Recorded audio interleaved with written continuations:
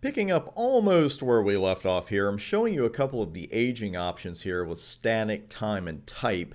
And we're going to go back to the board for a quick explanation of all four of these options. But I wanted to show you those aging options. Of the four that you see there, aging, MAC address, maximum, and violation, you're going to use those last three often in the real world and probably your exam prep as well. Aging, I'm going to show you the options, but you could go a long time without ever changing the default aging for secure MAC addresses. And I'll tell you why. It's because it's 0.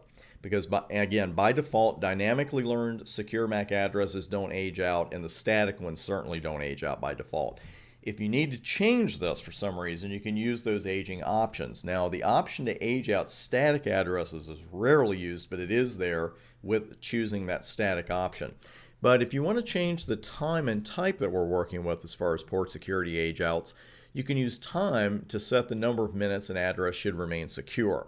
Now, note the range here is 1 through 1,440. You can't set this to 0 because by default it's already set to 0 and the addresses are not going to age out.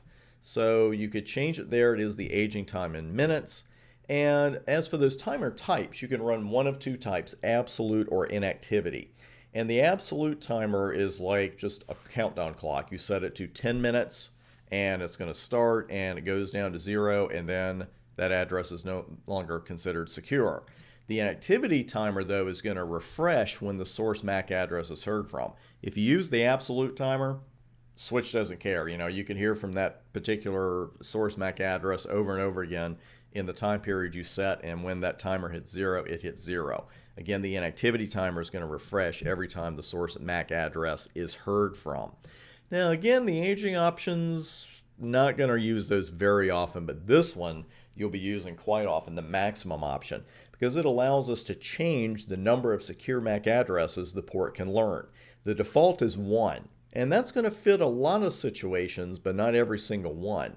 Now, the maximum number really depends on your switching model. The lowest I've ever seen is 132. So you're going to have plenty of working room one way or the other. In the switch that we're on right now, you can see I could set 6,144 secure MAC addresses on that single port. I would suggest you not set 6,144 secure MAC addresses on a single port unless you have a darn good reason for doing so. Someone must have a reason or they wouldn't have set the range that high. Now with the MAC address, this option allows us to define two kinds of MAC addresses. The first being static secure MAC addresses. That is just the ones that we configure ourselves. We'll do that shortly. And something called a sticky secure MAC address. That sounds pretty disgusting, doesn't it? But it's actually helpful, and we will do a separate lab on sticky secure MAC addresses so you know exactly what's going on there. I just want to introduce you to the command for right now. The violation option, we got to be all over this one, because this defines the action taken by the port when a non-secure source MAC address is detected. Now, the three modes take, for the most part, different actions or different levels of action, but all three modes will drop the offending frame, which certainly makes sense. The three modes are protect, restrict, shutdown.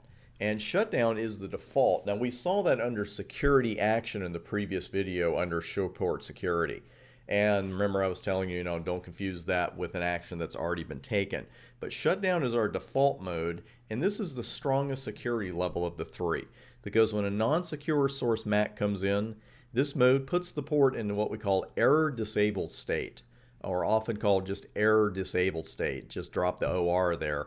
And manual intervention is needed to reopen the port. You and I, the network admin, we got to connect to that switch, we got to shut the port down and then reopen it. We have to reset it.